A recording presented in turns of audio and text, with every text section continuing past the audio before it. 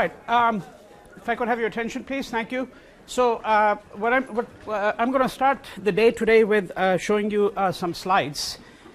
This will probably be the last occasion that we'll have to see some slides of art and architecture, but there'll be a few other things as well today.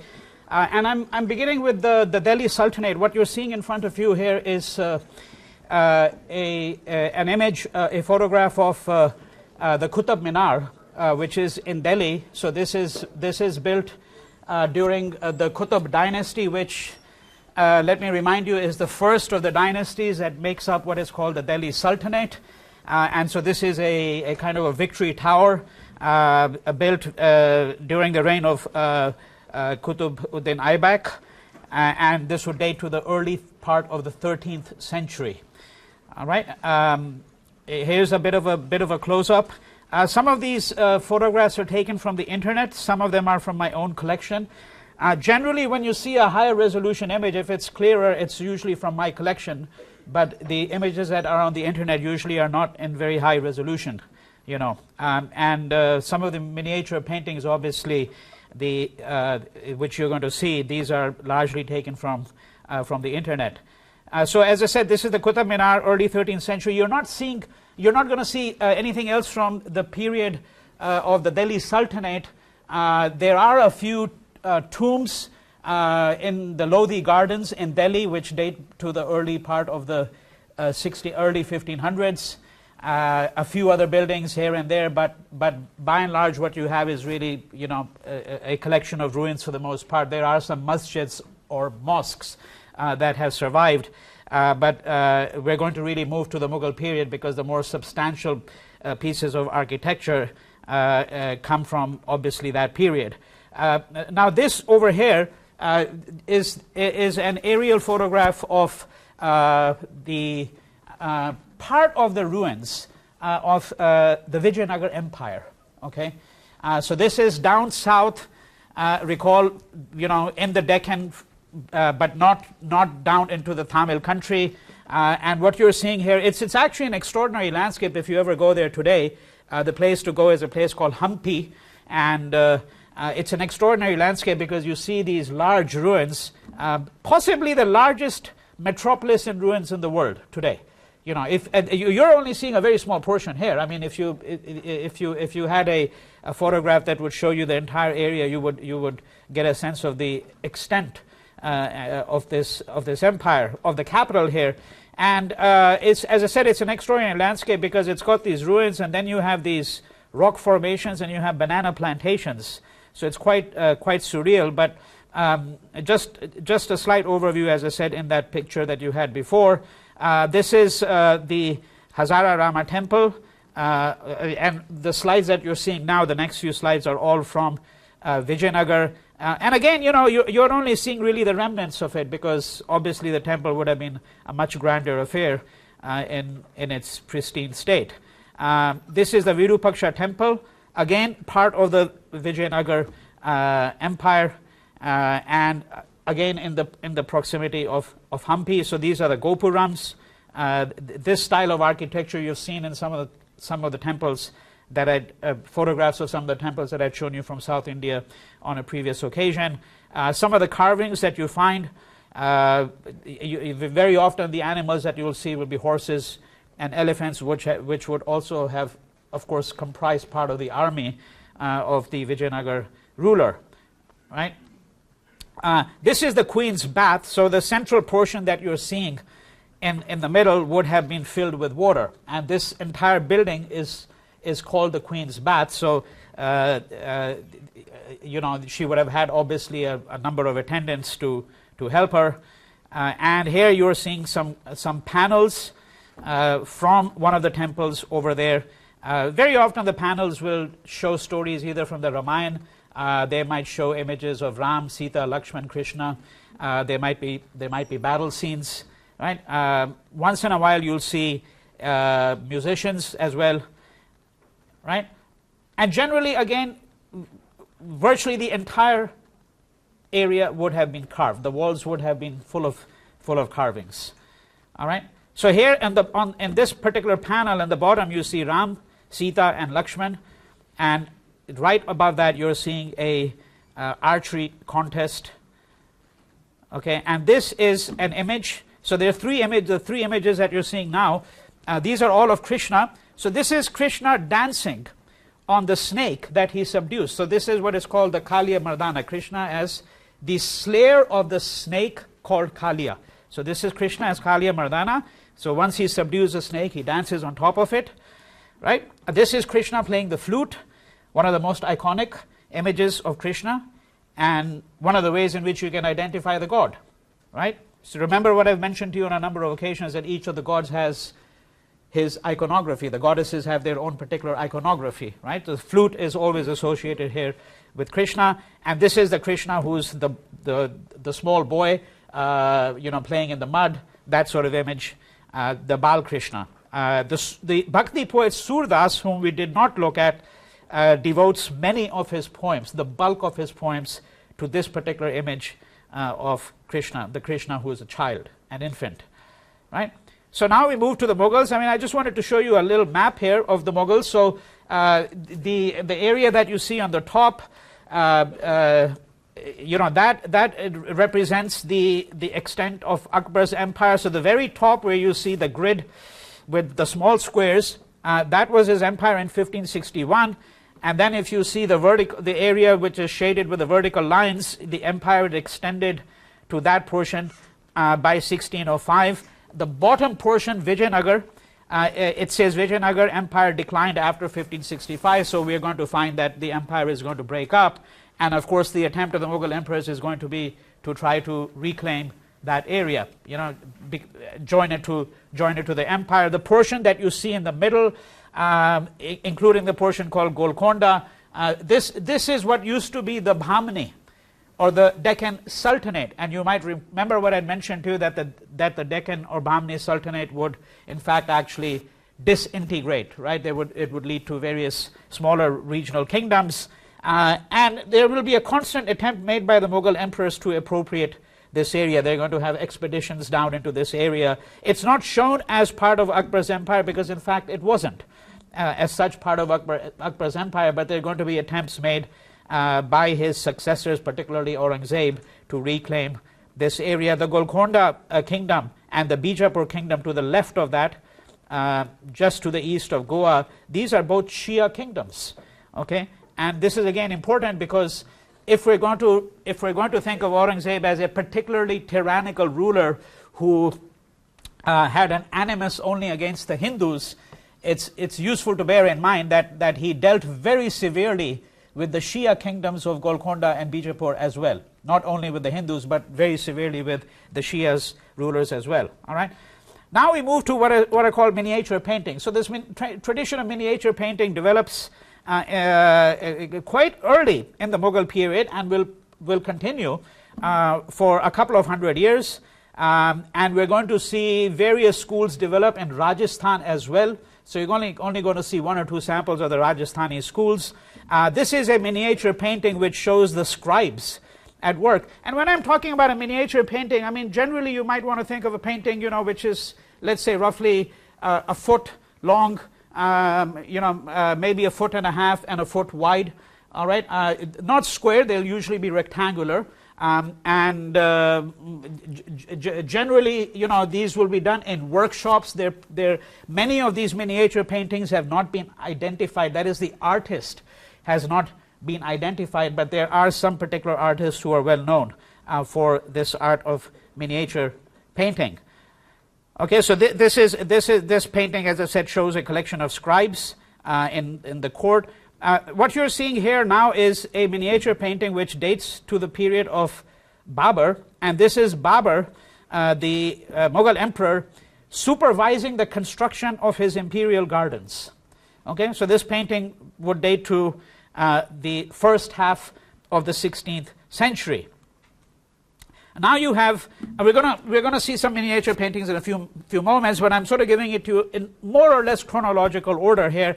So this is the tomb of Humayun, right? Well, I mean, I suppose if you're a grand emperor, you get grand tombs, and you can see just how grand this is. This is the mausoleum of Humayun, presently in Delhi, a World Heritage Site at the moment, has been recently, in fact, renovated. And here is another picture. This one is a picture that I took. The previous one is, you can see the difference in the resolution here, but the previous one is from the internet. And this would have been built, at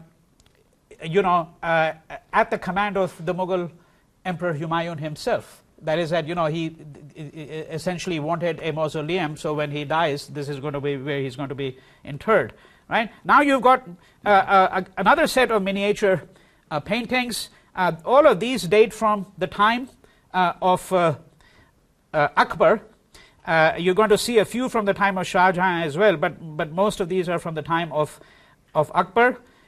This one over here shows the siege of Ranthambore. So on the top left you can see these cannons, these big guns, and they're being hauled up.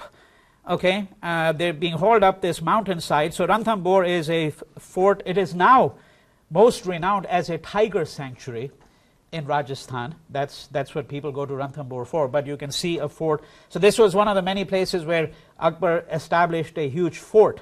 And remember that this was one of the ways in which he was able to control his empire, through strategic locations of forts and military installations. All right. This miniature painting shows Akbar on a cheetah hunt. So this was the royal pastime, of course, hunting, as it was among the elite in places like Britain. I mean, that's, if you look at even paintings in the 18th century, you find the English nobility going out for a hunt, and very often they would have a huge pack of hound dogs with them, accompanying them. So I'm mentioning this because when the British come to India, they're going to be able to forge some kind of affinity with the aristocratic elite in India. And one of their shared interests is hunting.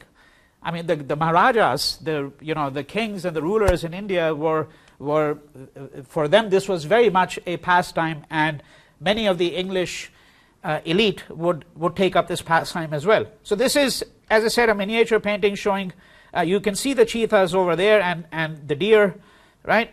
Miniature painting. Again, this is going to be roughly from about the 1570s, 1580s. Many of these are folios, pages from the Akbar Nama. So the Akbar Nama is a huge compendium, okay, on the life of Akbar and his reign. It runs into about 4 volumes, about 2,500 pages in Persian. Okay, and this is separate from the Ain-e-Akbari, which is a work attributed, as I said, well, written by, not simply attributed. We know it's written by Abul Fazl, right? Okay. Now this is a miniature which shows Akbar with Abu Fazl, one of his great courtiers, right?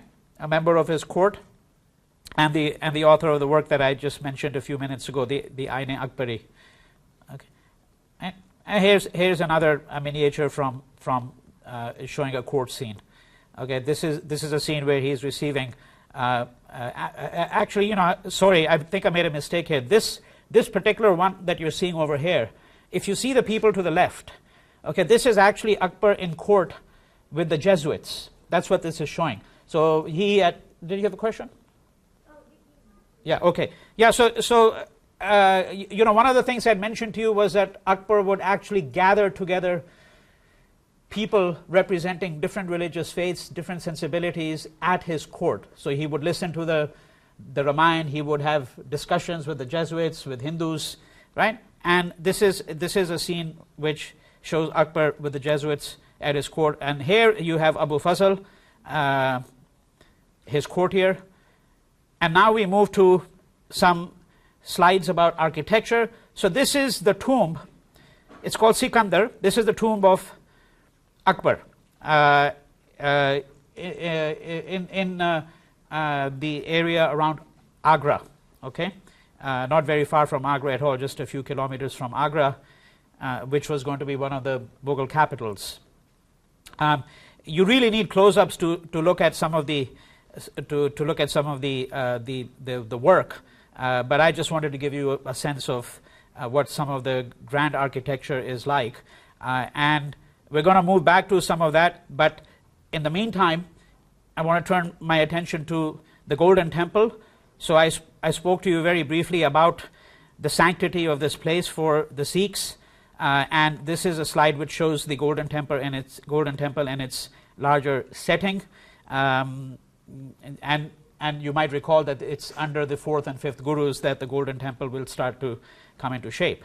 Okay, and this is a very interesting image. Unfortunately, it's from the internet, and it couldn't get one in a high resolution, but it's quite an extraordinarily interesting image here.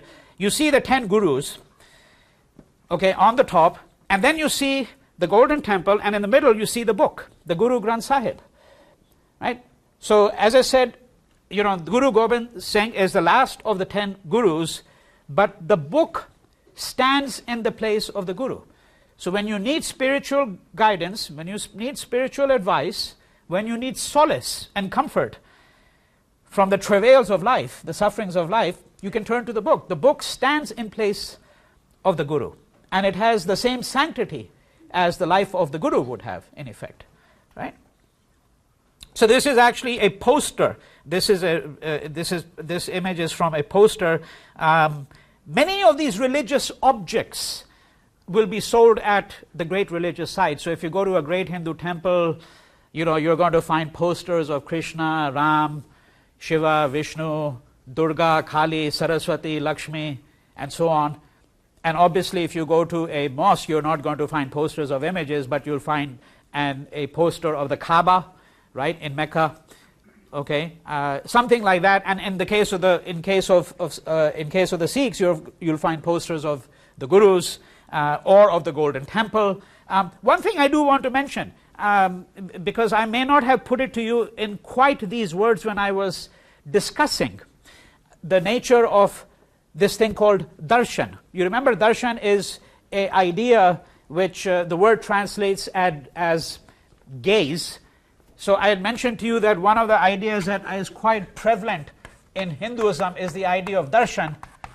And darshan is, seeing the deity, but the deity sees you. So you go to a place to get a darshan of the deity. All right? You go to a pilgrimage site because there's a very famous image, let's say, of the god or the goddess, and you want to get a viewing of this image. But the god or goddess is looking back at you as well. All right? Now, you recall that I mentioned to you that Akbar is also going to, in fact, take up this practice. And the Muslim clergy, the Maulvis and the ulama are going to get extremely upset with him because they see this as a Hindu practice and they see this as a form of idolatry. And why do they see this as a form of idolatry? Partly because of the image itself and because how the image is going to be interpreted. Okay? One thing I want to caution you is do not think of the image as, which most people do not think of it as a symbol of God or of the goddess. It's not simply a symbol. It is, in fact, an embodied form of the god. It's an embodied form of the god. Right? So this is one reason why you have a proliferation of images. And these images could be posters, they could be paintings, they could be a framed picture that you put up on the wall. It could be a postcard. The postcard is an embodiment. The image there is an embodiment. It's not merely a symbol. So what it promises you, in other words, what I'm saying now is that when you look at a postcard, okay, you're a devout Hindu and you're looking at a postcard of Ram or Krishna, you are in effect getting a darshan of the god. You don't have to go 200 miles or 500 miles on a pilgrimage.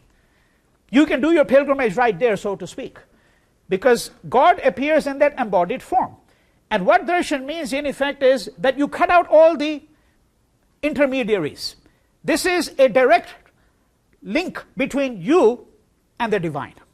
All right? That's what, in effect, darshan is doing. And this is not the idea that is going to be prevalent in the other Indian religions as such, but one way to understand, so I'm now trying to introduce a certain kind of material history into our understanding of these images, right?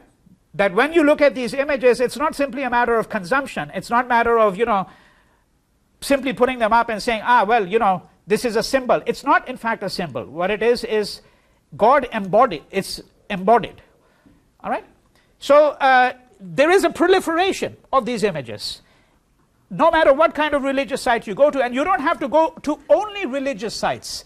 Particularly if you're a Hindu, you could go to the neighborhood market. So, for example, the area of Delhi where I live, in South Delhi, every Wednesday they have a Budh Bazaar. That is a Wednesday market. And if you go to that Wednesday market, they'll be selling, utensils and shoes and clothes. And there'll be somebody there, at least 4 or 5 vendors who are selling you posters, okay, of the gods and the goddesses. Okay, and here is now another representation, and this is what I meant when I said that, well, Nanak is the founder of the Sikh religion, but Guru Gobind Singh has a very special status there as well. And here you can see that both of them have been shown as larger than the others because of the place that they have in. So Nanak is the founder of the religion, but Guru Gobind Singh is the one who's going to create the Khalsa, institutionalize the religion in various ways. And many of the practices that we today associate with Sikhism, right? Many of the symbols of Sikhism, right? These are put into place by Guru Gobind Singh. So there you see him in that medallion figure in the middle, in the right, and Guru Nanak on the left, and surrounded by the other 8 gurus. So these are the 10 gurus of the Sikh faith. And here you now have the singularity of Nanak, okay, right there in the middle, and the other gurus are surrounding him. This is Agra Fort. So now we're moving. So I interspersed my discussion of the Mughals with the Sikhs because chronologically as well, as you know, I mean, Guru Nanak is born, of course, before Akbar comes to the throne, long before Akbar comes to the throne. And we're going to find that the history of the Sikhs and the Mughals is going to run in tandem, right? Now, so this is the Agra Fort. And keep in mind what I'd mentioned to you already about the fact that there's a whole series of forts that are going to be strategically located. This is Fatehpur Sikri, which is a capital that Akbar builds for himself. So you're seeing some of the pavilions over here. This was abandoned shortly after Akbar had built it for a number of reasons, and very often it's referred to as a ghost city. So, but it's a very large complex. Okay, and here's another image of this complex. So again, a red sandstone kind of material that is used for the construction of these buildings. And this is now, what you're seeing here now is a number of miniature paintings from the time of Shah Jahan. Okay. This is Shah Jahan seated on the peacock throne. Okay. Considered to be of inestimable value. It's when Delhi is going to be sacked by Nadir Shah, the peacock throne will be taken away. And here you have a image of Shah Jahan sitting there in the middle, okay? And the person on the left who is saluting Shah Jahan is Aurangzeb, his son Aurangzeb, right? So you've got other courtiers, and there's Aurangzeb. Aurangzeb lived until the age of 89. I haven't spoken about him yet, but I'll get around to him, and during the latter half of my class today. And here you see the Red Fort. So the Red Fort is the place where, when India acquired freedom in 1947, so this is where the festivities took place. This is built during the time of Shah Jahan.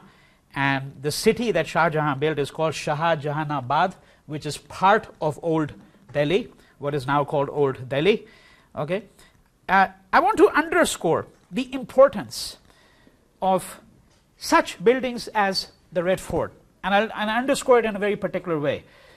So, as I said, built at the command of the Emperor Shah Jahan during his lifetime.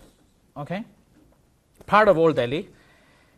The fort becomes exceedingly important for a number of reasons, but to underscore its importance, think of it this way. In 1857, so this is 100 years after colonial rule was established in India, when British colonial rule was established in India. In 1857, there was a great rebellion. It used to be called the Sepoy Mutiny. It's now referred to as the Indian Rebellion of 1857-1858. Right? Now, this rebellion lasts a fairly long period of time. Finally, the British are going to be able to suppress the rebellion, contain it. One of the first things that they did after they crushed the rebellion and took possession of Delhi, repossessed Delhi, okay? The rebellion, incidentally, the leader of the rebellion, as the British saw it, was the last Mughal emperor. So the descendant of Akbar and Aurangzeb and the people who came after him. Okay, Bahadur Shah Zafar is his name. And you're going to hear more about this next week when we get to the colonial period. But they see him, he's actually quite an old man. He's 80 plus years old at that point in time. And somewhat senile, not fully in command of his sensibilities. Right? It's not clear to what extent he could actually have led the rebellion. So there's a whole series of questions there about whether he was simply induced to lead the rebellion by the younger crowd of rebels. Whatever the case might be, the important thing is this, and this is going to link up to the story of the Red Fort, that when the British take possession of Delhi, capture it back from the rebels, they march into the Red Fort and they immediately try to desecrate the place. How do they desecrate it? They eat pork and drink wine in the Red Fort, which is, of course, it's not a sacred spot as such, although within the fort there are a number of mosques, by the way. Okay? And so they do the two things which they know you're not supposed to be doing at all if you're a Muslim. Right? You eat pork and you drink wine. And this is the repossession. It's a reterritorialization by the British. Right? So when you look at some of these buildings, you can do an interesting history for many of them and try to understand what is the importance of these places in the cultural and national imaginary of the nation or of a people. Right? What you're seeing here are now, these are the two. So this is the contrast here. So I just want to show you together. So this is the Diwan-i-Khas. Diwan-i-Khas is one of the halls in the Red Fort complex, where Khas means special. Okay, so Diwan-i-Khas is the hall where the emperor would receive special guests, which would and those special guests might include princes, nobles, ambassadors, dignitaries, and so on. Okay, so this is the Diwan-i-Khas and this is the Diwan-i-Am. So Diwan-i-Am here means the common man, ordinary people. Right? Because this is when he's granting audience. Somebody wants to come to see him, they've got a grievance, or the citizens of Delhi have a petition, that sort of thing. This is where he would receive people, ordinary people, in the Diwan-i-Am, and this is where he would receive, as I said, people who are considered to be nobles or have some special status and so on. Diwan-i-Khas and Diwan-i-Am. And here is the Taj Mahal. I don't need to really comment on this building very much right now. I'm sure that everybody has at least seen images of it, because it's one of the most widely known buildings, obviously, in the world, right?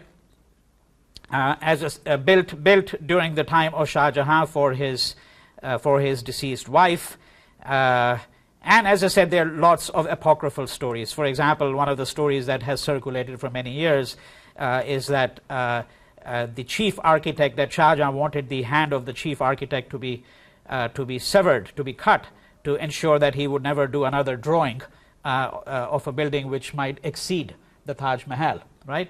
Another story that there was a plan to build a second Taj Mahal which would be identical to this one, except that it would be in black marble, and that would be for Shah Jahan himself, a mausoleum for the emperor himself. Right? Because this is, as I said, for his deceased wife. This is the Taj Mahal by moonlight. And here you have, now going back to, these are all buildings from Shah Jahan's period. So a great builder obviously, right? I mean, if you had to think of Shah Jahan's reign, you have to think of the great architectural works. You have to think of the increasing influence of Persian as well. The development of miniature paintings, right? These are the things that one associates with this period. This is the Jama Masjid. Okay, the Friday Mosque in Delhi, okay, built again during Shah Jahan's period, right, and part of what is called Shahjahanabad. Okay, and this is the Itmad-ud-Dawla.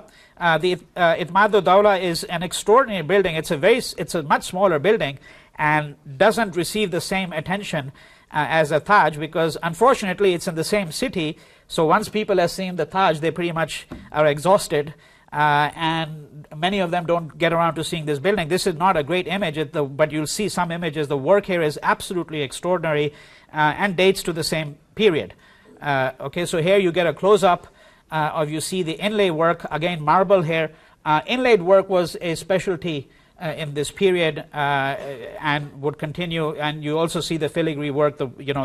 This is all stone, by the way, stone marble. Okay, right? So to have these stone windows or jalis, that kind of work, this is very, very difficult work, and you need superbly trained craftsmen to do work of this kind. And here's a close-up which gives you a slightly better idea. And on the top there are verses from the Quran.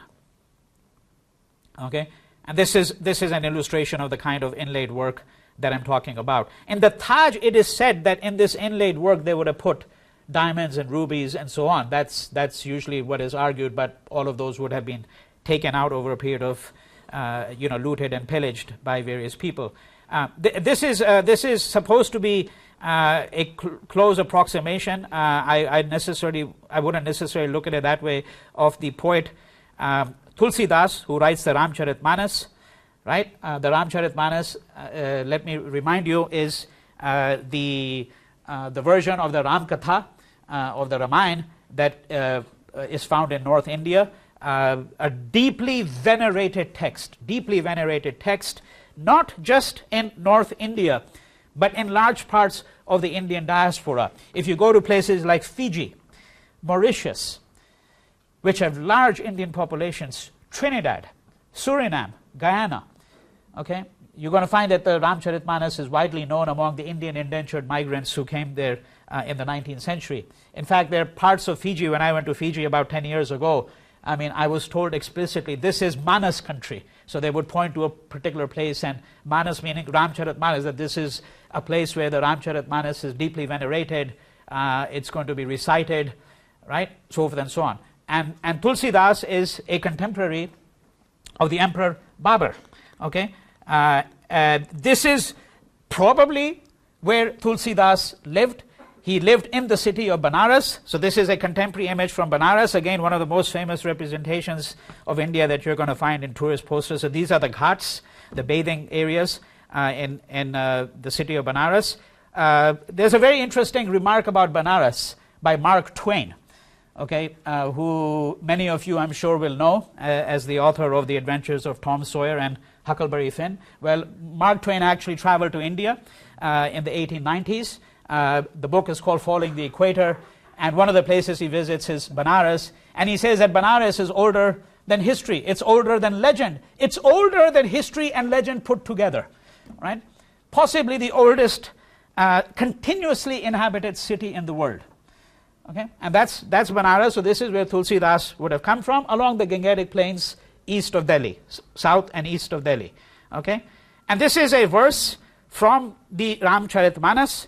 I'm just going to read it out in the Hindi, just so that you can try to see if you can hear the sounds. The alliteration in Tulsidas is quite extraordinary, where he says, Pad kamal dhui charai, nav na naat utrai chahau, mohi ram rauri an, dashrat sapat sab sachi kahau. The words there are all going to rhyme here. Baru tir maru lakhnu, pै जब लगी ना पाई पखारियों, तब लगी ना तुलसीदास, नाथ कृपाल Paru उतारियों. Right? So I will let you board the boat only when I have bathed your lotus feet. So this is a translation. I seek no toil from you. I swear by you, O Ram, as well as by King Dashrath, that what I tell you is all true. Let Lakshman shoot me with his arrows if he will. But until I have washed your feet, I will not, O gracious Lord of Tulsidas, ferry you across. Right? So very much in the sentiment of what I have described as bhakti poetry. Now, just to switch to a different register for a moment. So one of the things among the thousands that we cannot look at in any great detail in this course is the idea of holy cities. Now, Banaras is one of the holiest one of the holiest cities by Hindu reckoning. But there are many, cities that have a special status. And we can think of cities in different ways, because there are certain cities that are port cities which are established by the British. Many of the most well-known cities in India today were in fact actually established by the British. And here I'm thinking of Kolkata or Calcutta, Madras, now known as Chennai, and Bombay, again now known as Mumbai. So these are three port cities, huge metropolises, really established by the British. Mumbai was really a fishing village, okay, before the British established it, and it's going to grow in the 19th century, particularly in the 19th century, but we'll turn to that later on. But then there are these pilgrimage cities, cities that you go to largely for pilgrimage. Pushkar, which is what you're seeing here, this is an image that I took about 3 years ago. So this is in Rajasthan, a very small city comparatively, but it's a city which is dedicated. I don't know if you recall, I mentioned to you that there's only one temple to Brahma that you find in India. Well, this is where you find it, in the city of Pushkar. Okay, and there's a small round lake, hundreds of temples around it. Hundreds of temples around it.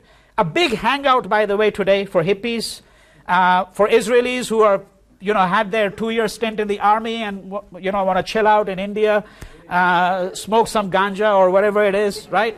Okay, that's what it is. So you go to Pushkar today and you'll find these menus in Hebrew, okay, right? Okay, in every language that you can think of. But from the point of view of the Hindus, a great holy city. Okay, Pushkar. Here's another image of Pushkar. Here, this is from Pushkar as well. What I'm showing you here is the little traditions. Now you've seen the great images in stone. So you remember the images I just showed you 15 minutes ago. Okay, from Vijayanagar, from one of the empires, from one of the temples, right? So you see the stone carving of the Krishna as a young boy, Krishna subduing the snake. Those are 14th, 15th century sculptures in stone. Okay, in some ways they belong to the great traditions of Hinduism, as I've been pointing out. But then remember that Hinduism is not just that. It's thousands and tens of thousands and millions of little shrines. And you can set up a shrine almost everywhere. A banyan tree, a peepal tree. These are sacred trees. A peepal tree in particular. You put a little image under the tree. Okay, and this is where you have to think about the idea of darshan again. Okay, this is the nature of popular Hinduism, and this is what I meant partly when I was speaking about the little tradition. So here you've got these images that have been placed under a peepal tree. So here is Shiva. Okay, and just as a contrast, in the same city, so this temple is from the same city. This is a modern day temple. Looks more like a little tower than a temple, but obviously the styles of architecture have changed considerably. And at the bottom you see Hanuman over there, right? And you know what he's doing, right? He's ripping apart his chest, and when he rips apart his chest, you can usually see the image of Ram, right, and Sita inscribed there. That's usually, but that's what he's doing over here. Okay, and here again, this is a vendor. So these are one of the things he's selling is bags, cloth bags. And if you look very carefully, you'll see that these cloth bags, they're images of gods and beauty queens. So there's Aishwarya Rai, who, was Miss World or Miss Universe, whatever she was. There's the Buddha. There's Krishna as a little boy. There's a sign of Om. Okay, right? So these, just to give you an idea of how these images proliferate, what are the shapes and forms that they take, right? I mean, India is not simply about architecture and art. It's about living as well, common lives, and we haven't been able to see images of that because obviously you could go to a great many sources. But here what you have is an image of the snake goddess. So this is actually a temple in Hyderabad. These images are also from my own collection here. And if you see, this is the entrance, so you can see a very different kind of temple than the images that you've seen so far. Okay. And these are all paintings done at that temple. Okay, so this is the goddess astride the tiger, and here you've got a couple of people just sitting there, paying their respects to the deity, okay? And what you see on the ground there is, by the way, called Rangoli. So Rangoli is a popular art form, generally done by women, okay? And now we go to a miniature painting. I think this might be the last slide, I'm not sure. This is a miniature painting which shows, I don't know if anybody recognizes the scene at all, if you can make out the scene. So this is Bharat Milap, which is Bharat and Ram being reunited, okay? So if you look at the top panel there, on the left, you see Ram and Bharat hugging each other, and then you see to their right you see Sita and you see Lakshman. Okay, so this is a miniature painting from a Rajasthani school, and the painting here would date to about roughly around the late 1700s. Yeah. All right. That's the end of the images. Right. Okay. All right. Let me take the remaining time that I have to get started on Aurangzeb. So I want to remind you that Aurangzeb's predecessor was Shah Jahan. There is going to be a fight over the succession. So Shah Jahan has 4 sons. Each of them is going to be a mansabdar at the court of their father, and each of them will be assigned grave responsibilities. So the governor of the Deccan, the governor of portions of Rajasthan, so forth and so on. Each of them is allotted a province, because what the Mughal emperors did was they divided their empire into these provinces or subas. Okay, right? And you would place somebody in charge of a province. There was always a problem that especially your sons, they might get too powerful. They might get too powerful. And remember that one of the things that Akbar had done was that he had abolished the position of the chief minister, because he did not want another source of central authority developing, right, at the court, which might then pose a threat to him.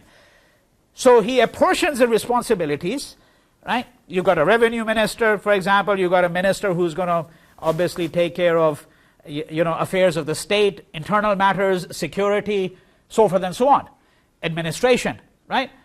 These positions are going to be divided among a number of people at the court. At the same time, the emperor's own sons are dispatched to different parts of the empire and are put in a position of responsibility, right? But as I pointed out to you, there is always a kind of a war of succession, and this one is going to be a brutal war of succession, where eventually Aurangzeb is going to eliminate his own brothers. And the one that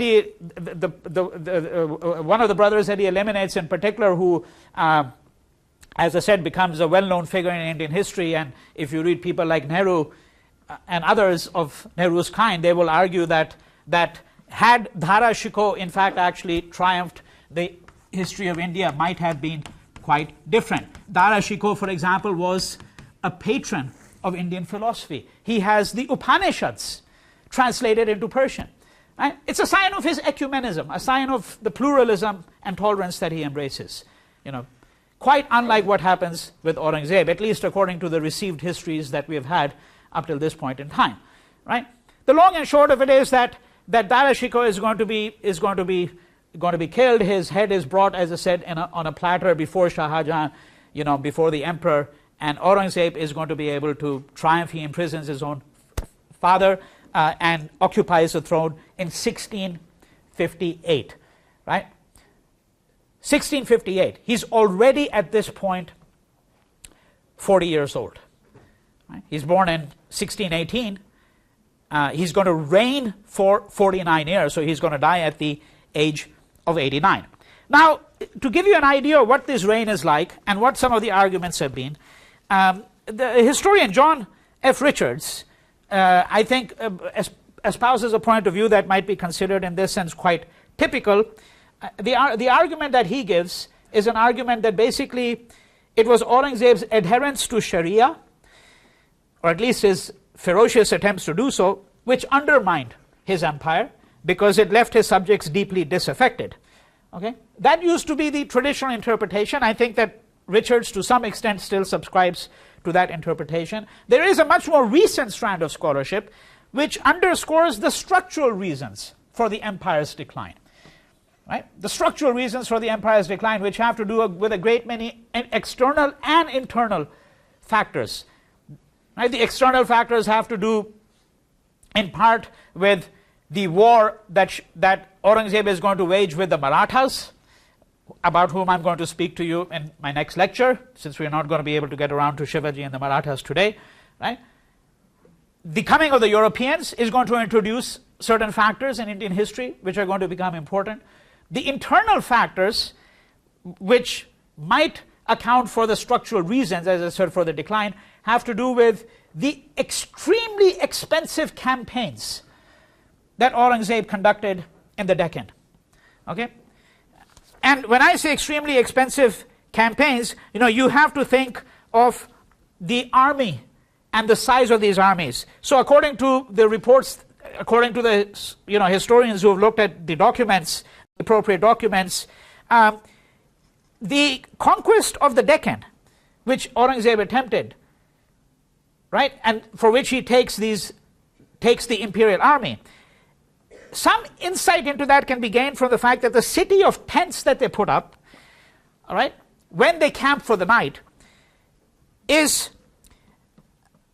the circumference is said to be 30 miles. 500,000 soldiers, 500,000 soldiers in the army, 50,000 camels, 30,000 elephants, all part of the army, and 250 bazaars or markets.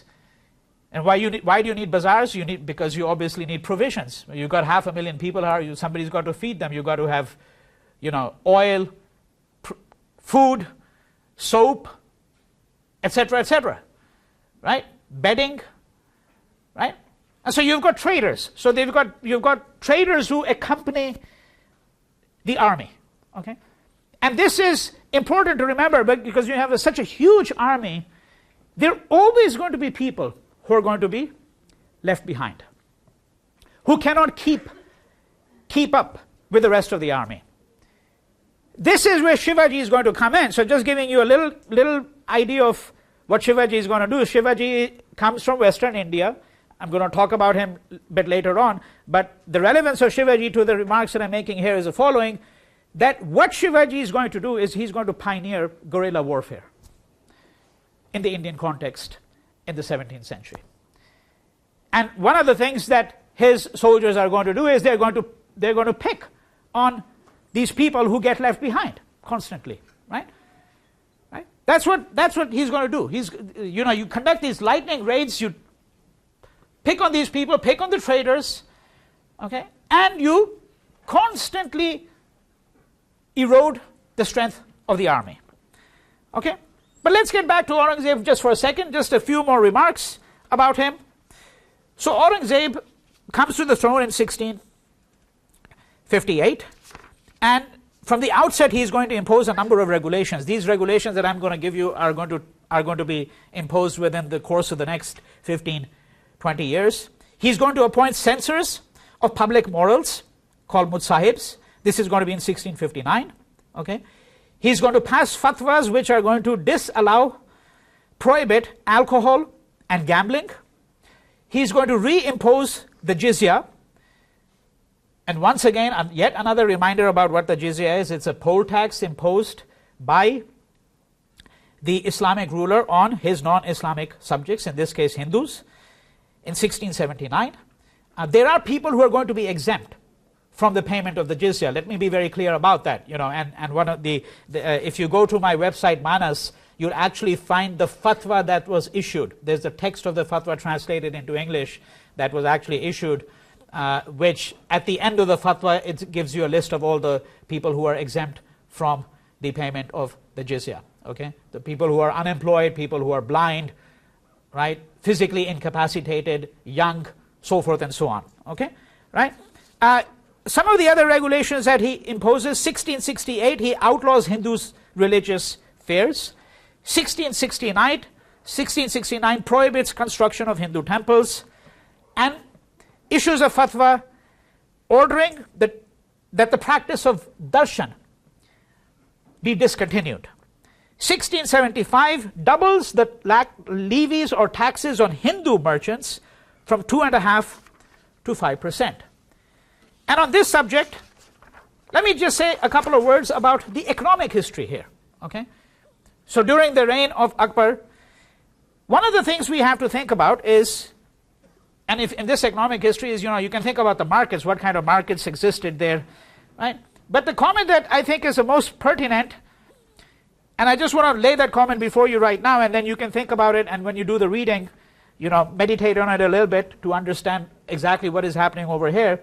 So this is a comment from Irfan Habib, which I'll close the lecture today. He says, quote, amidst the complexity of the arrangements for assessment and collection of the revenues, one major aim of the Mughal administration still stands out: the attempt at securing the bulk of the peasants' surplus. Okay? The attempt at securing the bulk of the peasants' surplus. Right? So this is, some insight into the fact that the Mughal Empire had an enormous appetite for resources. Enormous appetite for resources. And this might have been some of the grounds that would lead to the rebellions which we're going to look into in the next lecture. Okay.